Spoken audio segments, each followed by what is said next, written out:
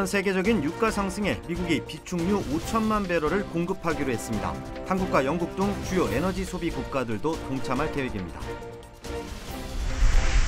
추수감사절을 앞두고 물가가 고공행진을 이어가고 있습니다. 지면조는 가장 큰 인상폭을 보였습니다. 이 전역에서 가장 항공편 지연이 잦은 공항은 뉴저지주의 뉴요크 리버티 국제공항으로 조사됐습니다. 뉴욕주 라구아디아 공항, 샌프란시스코 국제공항 등이 그 뒤를 이었습니다. LA 유명 쇼핑몰인 그로브몰에서 또 집단 절도 사건이 발생했습니다. 캘리포니아주는 모방 범죄가 우려된다면서 연말 쇼핑 시즌을 앞두고 백화점과 대형 쇼핑몰을 중심으로 경계 태세를 강화할 것이라고 밝혔습니다.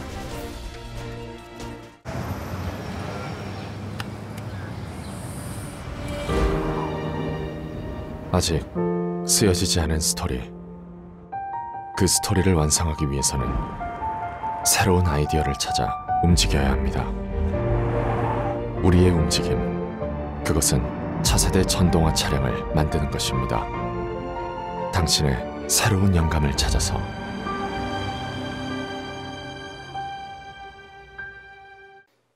여러분 안녕하십니까? 11월 23일 첫 소식입니다. 전 세계적으로 유가가 치솟는 가운데 미국이 비축유 5천만 배럴을 풀기로 해 글로벌 에너지 가격을 잡을 수 있을지 귀추가 주목됩니다. 조 바이든 대통령은 한국과 인도, 영국, 중국을 포함한 주요 에너지 소비 국가들과 협력해 기름값 고공행진을 제어하기 위한 비축유 5천만 배럴 방출을 지시했습니다. And while our combined actions will not solve the problem of high gas prices overnight, it will make a difference. It will take time, but before long, you should see the price of gas drop where you fill up your tank. And in the longer term, we will reduce our reliance on oil as we shift to clean energy. 미국 행정부 고위 관계자는 이번 조치는 미국이 다른 주요 석유 소비국과 조율해 전략 비축유 방출을 결정한 첫 사례라고 밝혔습니다. 5천만 배럴 가운데 3,200만 배럴은 에너지부가 앞으로 수개월간 방출하고 향후 수년간 비축유를 다시 채우게 된다고 백악관은 설명했습니다. 전미 자동차협회 AAA에 따르면 지난 21일 기준 미 전역의 일반 가솔린 평균 가격은 갤런당 3달러 40센트로 7년 만에 최고치를 이어가고 있습니다. 추수감사절을 앞두고 각종 물가도 고공행진을 이어가고 있습니다. 이번 추수감사절은 지난해보다 14% 더 지불할 것으로 예상되는데요. 소비자 물가 상승은 당분간 계속될 전망인 가운데 당장 추수감사절 상차림을 준비해야 하는 소비자들은 걱정이 큽니다. 김재은 기자의 보도입니다. 올해 추수감사절 상차림은 지난해보다 14% 정도 오를 것으로 전망됩니다. 10명 기준 추수감사절 만찬에 드는 비용은 1인당 46달러 20센트, 지난해보다 6달러 41센트가 오른 금액입니다. I used to shop based on what I like. Now I shop based on price when I can afford. 추수감사절에 수요가 가장 많은 칠면조 가격이 가장 큰 인상폭을 보였습니다. 16파운드 무게 냉동 칠면조의 평균 가격은 현재 24달러로 지난해보다 파운드당 1달러 50센트, 즉 24% 가까이 올랐습니다. 이외에도 감자와 디너롤 등의 가격도 각각 20%와 15% 뛰었습니다. 이렇게 각종 성수품 가격이 치솟는 건 팬데믹 때문입니다. 연초부터 이어진 공급망 혼란과 노동력 부족으로 인해 식품 물가 고공행진이 계속되고 있습니다. More of a challenge getting trucks. I mean, everything in the last couple of years has been a little more challenging, even down to boxes. 특히 추수감사절 연휴 기간 장거리 여행자 수가 코로나 사태 이전 수준을 거의 회복할 것으로 예측된 가운데 미 기름값은 7년 만에 최고치를 기록한 상황. 공급난에다 물가까지 치솟으면서 소비자들의 가계 부담은 당분간 지속될 전망입니다. MBC 뉴스 김재은입니다. 추수감사절 연휴 동안 항공 이용객 급증으로 항공편 지연 사태가 우려되는 가운데 연중 비행기 지연이 자주 발생하는 공항 순위가 공개됐습니다.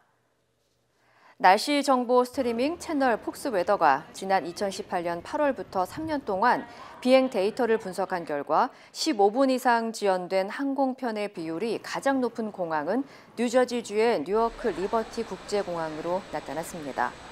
뉴욕주의 라과디아 공항과 샌프란시스코 국제공항, 그리고 보스턴 로건 국제공항, 달라스 포스워스 국제공항이 그 뒤를 이었습니다. 뉴워크 리버티 국제공항은 항공편의 4분의 1 이상이 지연되는 것으로 집계됐으며 기상과 항공교통지체가 항공편 지연의 주요 원인으로 조사됐습니다. 연방교통통계국에 따르면 지난 3년 동안 미국 30개 주요 공항에서 제시간에 도착한 항공편의 비율은 전체 81%로 집계됐습니다. 샌프란시스코 지역에서 발생한 명품 매장 절도 사건, 어제 보도해 드렸는데요. LA 지역 유명 쇼핑몰에서도 유사한 범죄가 발생해 커뮤니티 치안에 비상이 걸렸습니다. 게빈 뉴섬 캘리포니아 주지사는 블랙 프라이데이 등 쇼핑 시즌을 앞두고 모방 범죄가 우려된다며 백화점과 쇼핑몰 인근 경계 태세를 강화하고 나섰습니다. 홍지은 기자의 보도입니다. 뻥 뚫린 백화점 유리창. 부서진 유리 조각들 옆에 큰 망치가 놓여져 있습니다. 어제 오후 10시 45분쯤 LA 쇼핑 명소인 그로브몰이 20여 명의 약탈범들에게 습격을 당했습니다. 경찰이 현장에 도착하자 용의자들은 차량을 타고 도주했고 추격전 끝에 새벽 3시쯤 용의자 3명이 체포됐습니다. 용의 차량 안에는 약탈한 것으로 보이는 옷과 금전 등록기 등이 발견됐습니다. 그로브몰 약탈 사건이 발생하기 1시간 전 사우스 LA 지역의 CBS에서도 용의자 여러 명이 현금 8,500달러와 금전 등록기 6대를 강탈한 사건이 발생했습니다.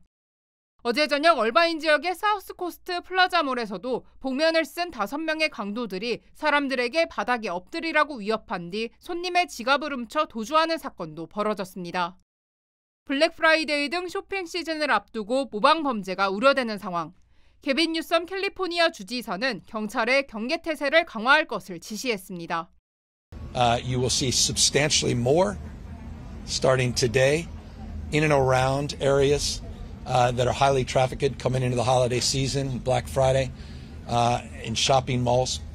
So the state is supplementing those efforts, and we are going to be more aggressive still in this space to help support cities and the prosecution.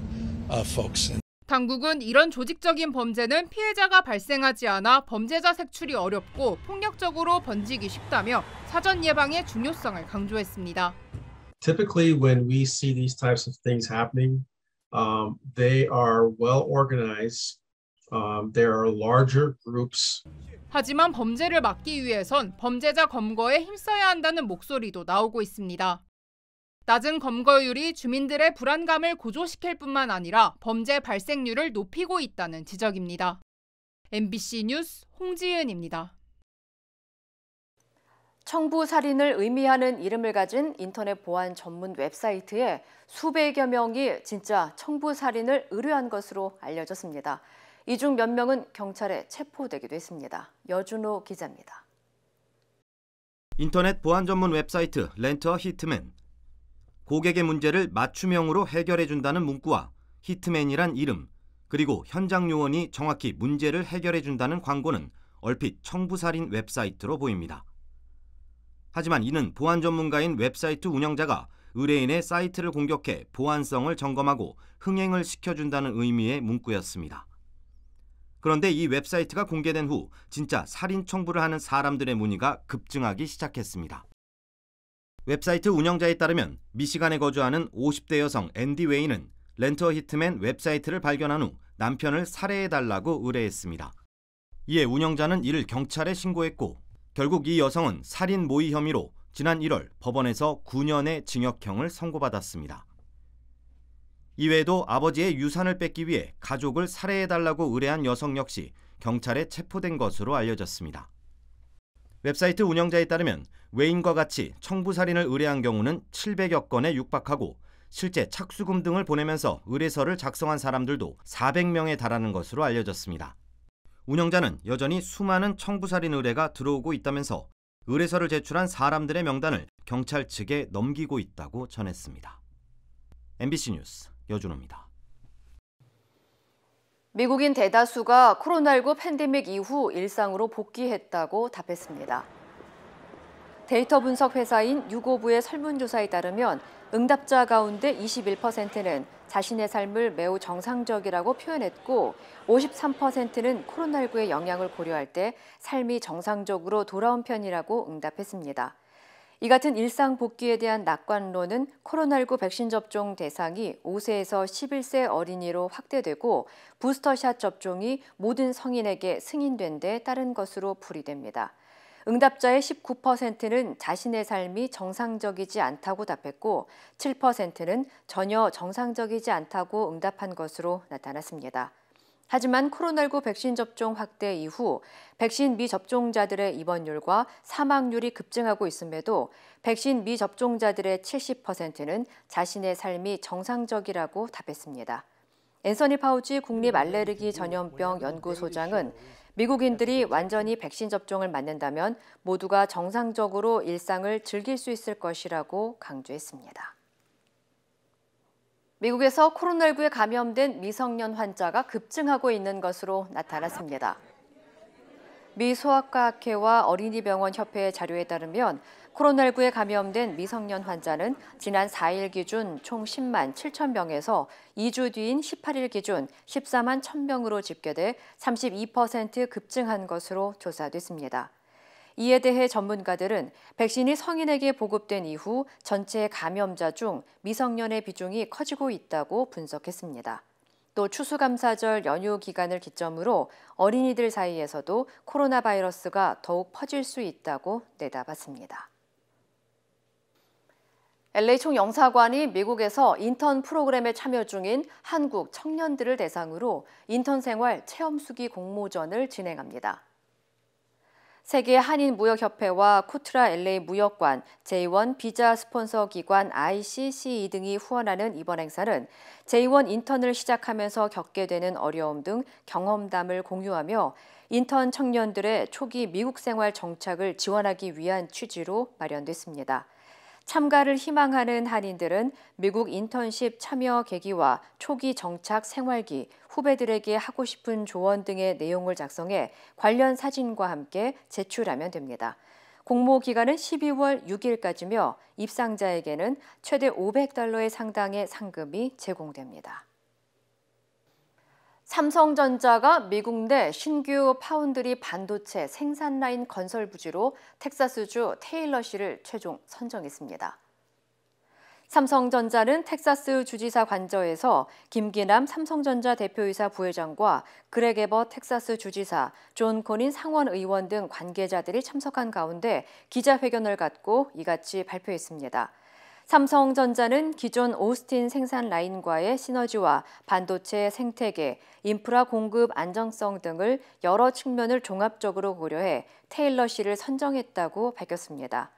그렉 에버 텍사스 주지사는 삼성전자의 신규 테일러 반도체 생산 시설은 주민들에게 수많은 기회를 제공하고 텍사스의 반도체 산업 경쟁력을 이어가는 데 중요한 역할을 할 것이라고 환영했습니다. 테일러시에 세워지는 신규 라인은 내년 상반기에 착공해 2024년 하반기 목표로 가동될 예정으로 건설 설비 등 예상 투자 규모는 $170억 달러에 달하며 이는 삼성전자의 미국 투자 중 역대 최대 규모입니다. 민주당 이재명 대선 후보가 디지털 대전환을 화두로 첫 공식 공약 발표를 했습니다.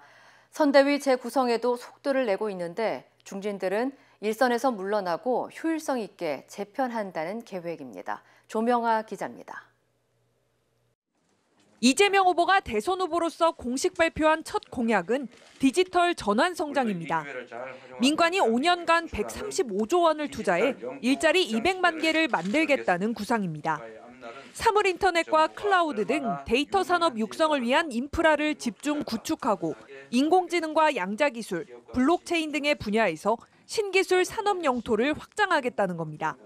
기술 혁신에 따른 규제 개혁과 신구 산업 갈등 조정은 대통령직 속으로 규제 조정 기구를 신설해 대응할 방침입니다. 고구려 기병처럼 이 토대 위에서 대한민국의 디지털 영토를 전방위적으로 개척해서 무한한 기회를 창출하는 디지털 영토 확장 시대를 열겠습니다. 선대위 쇄신 작업에도 한창인 이 후보는 진영과 직책, 나이를 가리지 않고 실력 중심으로 재구성하겠다고 밝혔습니다. 선대위 조직을 또 슬림화하고 스마트화하고 정말로 역량 중심으로 또 초선, 재선 아니 가리지 말고 또 현역, 원외 또는 외부 인사 가리지 말고. 민주당 일부 중진들이 선대위 쇄신을 위한 추가 행동에 나설 것으로 알려진 가운데 이 후보는 선대위 개편안을 확정할 계획입니다.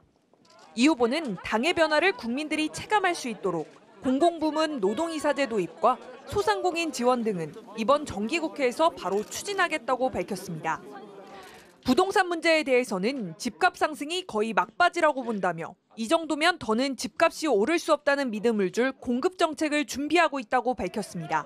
MBC 뉴스 조명아입니다. 국민의힘 윤석열 대선 후보는 경선 예비 후보들과 회동하며 원팀 구성에 공을 들였지만 홍준표, 유승민 의원은 여전히 보이지 않습니다.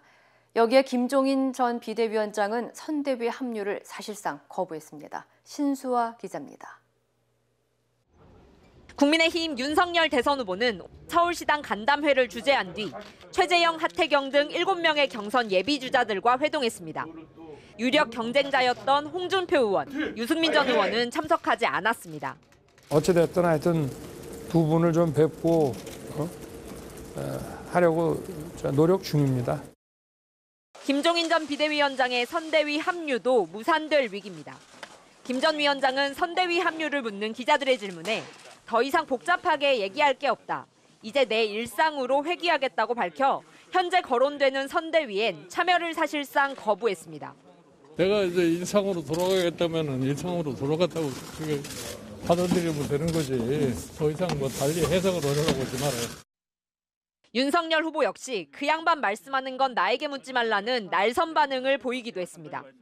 양측의 갈등이 고조되는 가운데 윤 후보 최측근이자 김종인 전 위원장에 대해 비판적이던 장제원 의원이 돌연 선대위 불참을 선언하면서 막판 변수로 작용할 가능성도 제기되고 있습니다. 윤 후보는 아직 김 전 위원장의 선대위 합류 여부를 통보받지 못했다며 며칠 더 기다려보겠다고 했습니다. 우리 김 박사님께서 며칠 생각을 하시겠다고 하니까 저도 기다리고 있는 중입니다. 그래서 저는 아직 전달을 받지 못했습니다. 하지만 김 전 위원장은 장 의원의 거취는 나와 관계가 없다면서 선대위 합류 여부는 지나간 일이라고 선을 그으며 2, 3일 내 자신의 입장을 밝히겠다고 전했습니다. MBC 뉴스 신수아입니다. 미국 주요 언론들은 전두환 전 대통령의 사망 소식을 일제히 긴급 뉴스로 전했습니다. 한국에서 가장 비난받는 군부 독재자라고 평가했습니다. 여준호 기자입니다. 월스트리트 저널은 잔인한 한국의 전 독재자가 90세로 사망했다는 제목의 기사를 내고 전두환 전 대통령이 쿠데타를 통해 집권하고 한국 역사상 가장 어두운 시대를 만든 인물이라고 평가했습니다. 그러면서 권력을 강화하기 위해 정치 활동을 규제하고 민주화 운동을 탄압했다고 지적했습니다. 뉴욕타임즈 역시 사망한 전 대통령이 한국에서 가장 비난받는 군사 독재자라고 전했습니다. 이어 긍정적 성과보다 쿠데타와 광주 민주화운동 학살 등의 부정적 유산이 훨씬 크다는 평가를 내놨습니다. AP통신은 한국의 과거 독재자가 사망했다고 보도하면서 군사 독재에 반대하는 시위를 군대를 동원해 진압한 광주의 학살자로 알려져 있다고 전했습니다. 내란죄, 내란 목적 살인죄 혐의 재판도 소개하면서 지난 2003년 전 재산이 29만 원이라며 추징금 납부를 거부해 국민적 분노를 일으켰다고 설명했습니다. LA타임즈는 전 대통령이 과거 행위에 대해 사과하지 않고 후회하지도 않았다고 지적했습니다. 특히 독재 당시 미국이 개입하지 않고 암묵적으로 용인하면서 한국 내 반미주의 정서와 시위가 확산했다고 분석했습니다. 다만 일부에선 박정희, 전두환, 노태우로 이어지는 32년 동안 한국이 눈부신 경제성장을 이루면서 경쟁국인 북한을 제치고 아시아의 호랑이가 됐다는 긍정적인 평가도 나왔습니다. 또 후임 대통령의 권력을 평화적으로 이양한 최초의 대통령이란 점도 주목했습니다. MBC 뉴스 여준호입니다.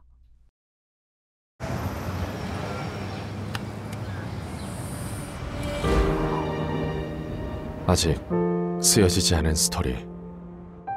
그 스토리를 완성하기 위해서는 새로운 아이디어를 찾아 움직여야 합니다. 우리의 움직임, 그것은 차세대 전동화 차량을 만드는 것입니다. 당신의 새로운 영감을 찾아서.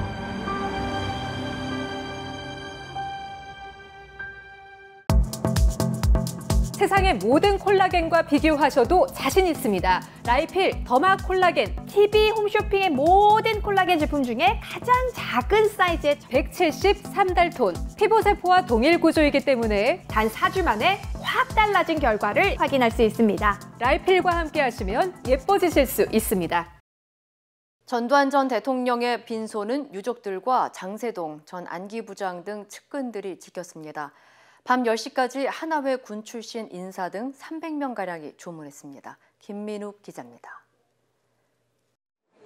전 씨의 빈소는 어제 오후 3시가 넘어서 서울 신촌 세브란스 병원 장례식장 특 1호실에 마련됐습니다.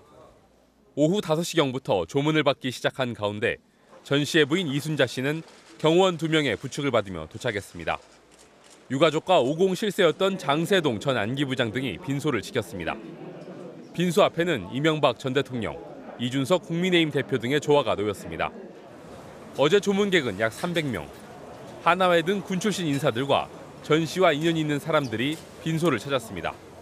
과거 없는 사람은 없죠. 모든 대통령들이 다 과거가 있죠. 그러나 우리가 공을 생각하고. 현역 정치인으로는 전 씨의 사위였던 윤상현 국민의힘 의원이 유일하게 조문했습니다. 유족과 측근들은 5.18 사과와 관련한 취재진의 질문에 대부분 답을 피했고 도리어 북한군 개입설을 주장하기도 했습니다. 북한군이 300여 명이나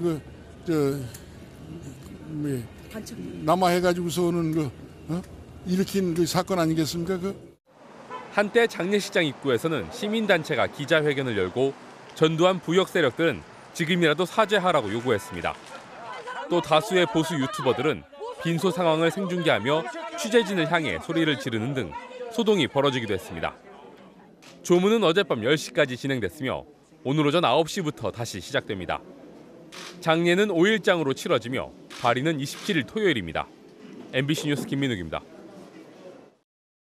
한편 장례는 국가장이 아닌 가족장으로 치러집니다. 자녀를 통해서라도 사과의 뜻을 표했던 노태우 씨와는 경우가 다르다는 게 청와대와 정부의 입장입니다. 서혜연 기자입니다. 정부는 전두환 씨의 장례와 관련해 국가장을 치르지 않기로 했습니다. 국가장을 치르기 위해서는 행정안전부 제청으로 국무회의를 통과해야 하지만 정부는 이런 절차를 밟지 않기로 했습니다.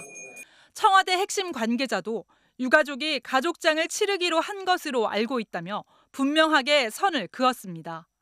지난달 사망한 노태우 씨는 아들이라도 대신 사죄하고 추징금도 납부했지만 전두환 씨는 반성 없는 행보로 일관해 경우가 다르다는 겁니다. 전 씨는 현행법상 국립묘지 안장 대상도 아닙니다. 국가보훈처는 전 씨는 내란죄 등으로 실형을 선고받아 국립묘지법상 안장 대상에서 제외된다고 밝혔습니다. 유족들도 가족장을 준비하고 있습니다. 전 씨의 유언에 따라 장지를 결정할 예정인데 부인인 이순자 씨는 전 씨가 생전에 국립묘지에는 안 가겠다고 말했다며 38선 근처에 묻히길 원했다고 조카인 이용택 전 의원을 통해 전했습니다.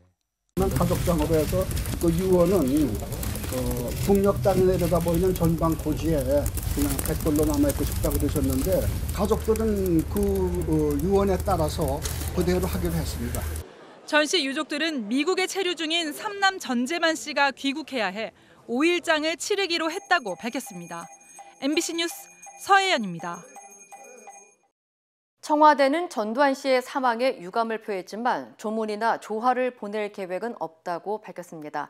민주당과 정의당은 단죄할 기회마저 사라진 상황을 개탄했습니다. 김정인 기자입니다.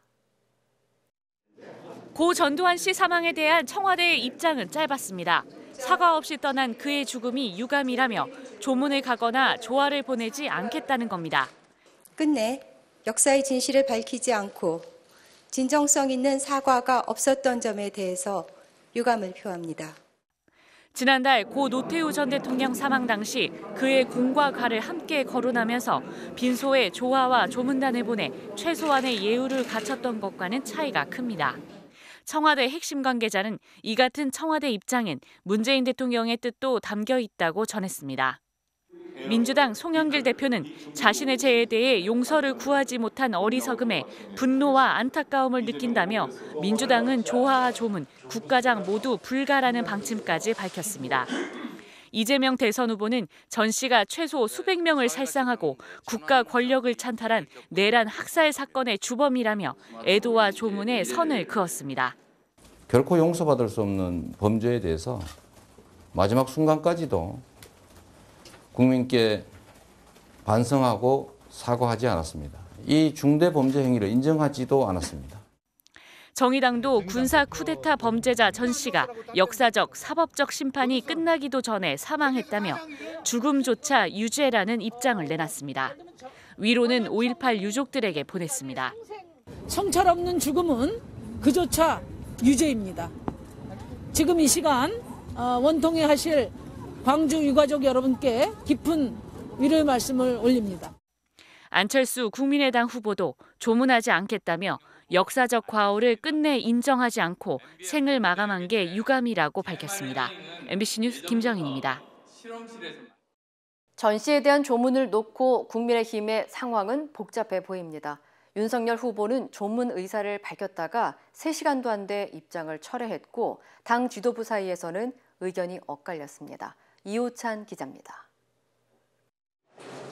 윤석열 국민의힘 대선 후보는 오찬에 앞서 기자들을 만난 자리에서 전두환 씨에 대한 조문 의사를 분명히 했습니다. 일단 돌아가신 분에 대해서는 삼가 조의를 표하고 전직 대통령이시니까 가야 되지 않겠나 이렇게 생각하고 있습니다. 그런데 윤 후보의 조문 입장은 3시간도 안 돼 번복됐습니다. 선대위 대변인의 짧은 공지문을 통해 윤 후보는 조문을 하지 않기로 결정했다고 입장을 수정한 겁니다. 전두환이 정치는 잘했다는 윤 후보의 전두환 옹호 발언과 개사과 논란으로 여론의 질타를 받고 광주를 찾아 대국민 사과까지 한 마당에 또다시 전두환 논란에 휩싸이는 걸 우려한 걸로 보입니다. 조문을 둘러싼 국민의힘 지도부의 입장도 엇갈렸습니다. 이준석 대표는 조문 여부는 각자 알아서 판단할 일이지만 자신은 독재의 상징이자 과오에 대한 반성도 없었던 전 씨를 조문하지 않겠다고 했습니다. 반면 김기현 원내대표는 전 씨의 역사적 책임이 막중하다면서도 어쨌든 안타까운 일이다. 개인적으로 조문하는 것이 도리라면서 당대표와는 다른 입장을 밝혔습니다. 국민의힘은 다른 당과 달리 공식 논평도 내놓지 못하는 등 전 씨의 죽음을 어떻게 평가할지를 놓고 내부의 복잡한 기류를 드러냈습니다. MBC 뉴스 이호찬입니다. 불가리아에서 여행객을 태우고 도로를 달리던 버스에서 불이 나 46명이 숨졌습니다. 관련 소식 전해드립니다. 지난 23일 사고가 발생한 버스에는 어린이를 포함한 53명이 탑승했으며 이들은 터키로 여행을 떠났다가 마케도니아 수도로 돌아가던 중 참변을 당했습니다. 현재 사고 현장의 출입은 통제되고 있으며 사고 원인은 새벽 시간 도로를 달리던 버스가 가드레일을 들이받으면서 화재가 발생한 것으로 추측되고 있습니다. 아시아권 가수로는 최초로 아마 시상식에서 대상을 수상한 BTS가 미국 최고 권위를 자랑하는 그래미 어워드의 팝 듀오 그룹 퍼포먼스 부문에 2년 연속 후보로 올랐습니다. 앞서 버터로 빌보드 싱글 차트 핫100 부문에서 10주간 정상을 차지했던 BTS는 당초 유력 후보로 언급됐던 올해의 레코드 부문에는 아쉽게 후보로 지명되지 못했습니다. 그동안 백인이 아닌 음악가를 홀대해 차별 논란이 끊이지 않았던 그래미 어워드 시상식에 외신들은 그래미가 최고의 한 해를 보낸 BTS를 박하게 평가했다고 지적했습니다. 한국 시각으로 내년 2월 1일 열리는 그래미 어워드에서 BTS는 저스틴 비버와 레이디 가가 등과 경쟁합니다. 건물 외벽 일부가 형체를 알아볼 수 없게 무너져 내렸습니다. 그제 오후 6시쯤 중국 남부 장시성에 있는 한 공장 기숙사 건물이 붕괴하면서 미처 건물을 빠져나오지 못한 직원 4명이 숨졌습니다. 사고가 난 기숙사는 1995년 완공된 6층 규모로 입주 근로자들은 사고 발생 전부터 건물의 점검과 수리 여부를 요청해 왔으나 아무런 조치가 취해지지 않았던 것으로 전해졌습니다. 정부는 사고 직후 인근 입주민 180여 명을 긴급 대피시키고 추가 사고 발생에 대비하고 있습니다. 최근 대만에서 고객에게 마스크 착용을 요청한 30대 직원이 흉기에 찔려 숨지는 사건이 발생했습니다. 조사 결과 편의점을 떠났던 용의자는 마스크 착용 요구에 대한 불만을 품고 다시 피해자를 찾아가 흉기를 휘두른 것으로 알려졌습니다. 한편 우리나라에서도 최근 손님에게 마스크 착용을 요구한 아르바이트생이 폭행당하는 장면이 담긴 영상이 온라인에 공개돼 해당 남성을 향한 비난의 목소리가 일고 있습니다. 이 시각 세계였습니다.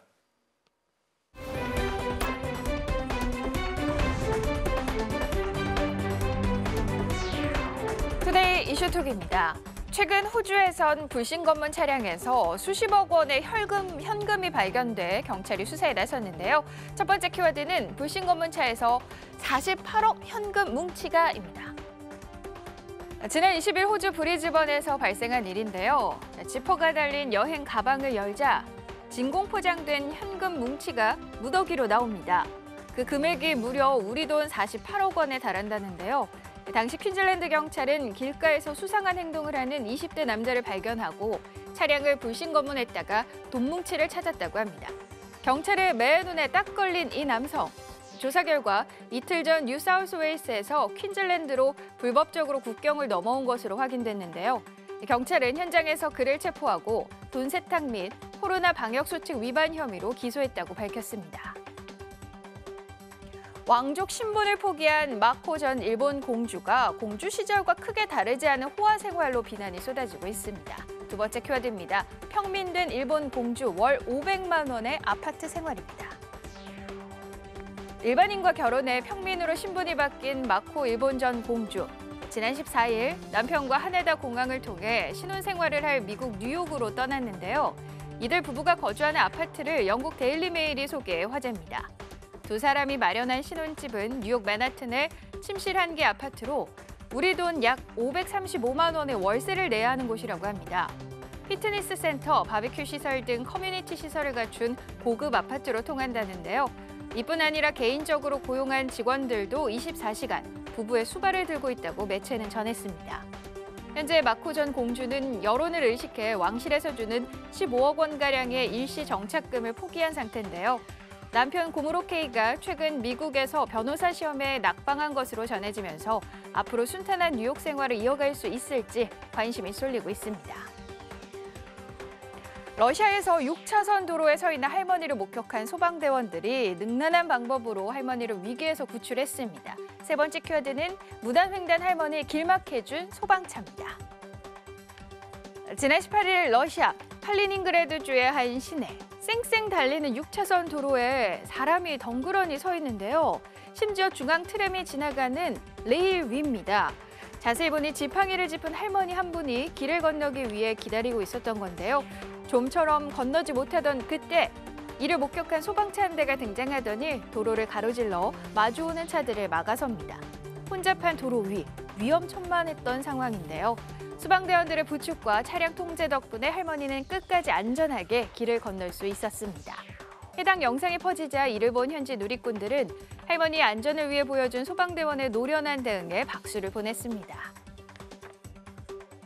아름다운 카리브해에 무섭게 퍼지고 있는 외래어종이 생태계를 위협하고 있습니다. 네 번째 키워드는 예쁘지만 죽여야겠어. 포식자 라이온피쉬입니다. 화려한 외모를 자랑하며 독을 숨기고 있는 물고기, 사자를 닮았다고 해서 라이온피쉬라 불리는 솔베간팽입니다. 이 물고기 때문에 카리브해 국가인 베네수엘라가 비상인데요.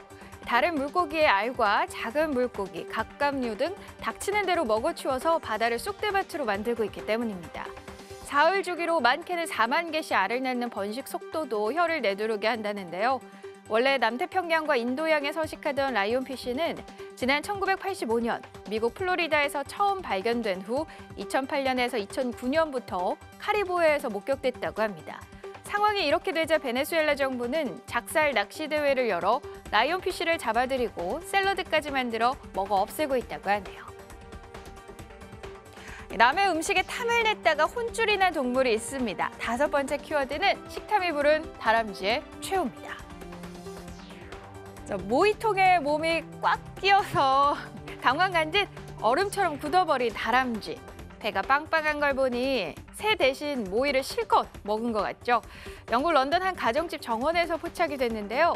새 모이를 노리고 먹이통에 몰래 들어가 견과류를 꾸역꾸역 먹다가 갇혀버린 겁니다. 신고를 받고 출동한 현지 동물단체는 창살을 잘라 과식한 다람쥐를 구조했는데요. 식탐으로 깜짝 소동을 일으킨 다람쥐, 다음에는 이런 곤격에 빠지지 않길 바랍니다. 투데이 이슈톡이었습니다. 세상의 모든 콜라겐과 비교하셔도 자신 있습니다. 라이필, 더마 콜라겐, TV 홈쇼핑의 모든 콜라겐 제품 중에 가장 작은 사이즈의 173달톤. 피부세포와 동일 구조이기 때문에 단 4주 만에 확 달라진 결과를 확인할 수 있습니다. 라이필과 함께 하시면 예뻐지실 수 있습니다.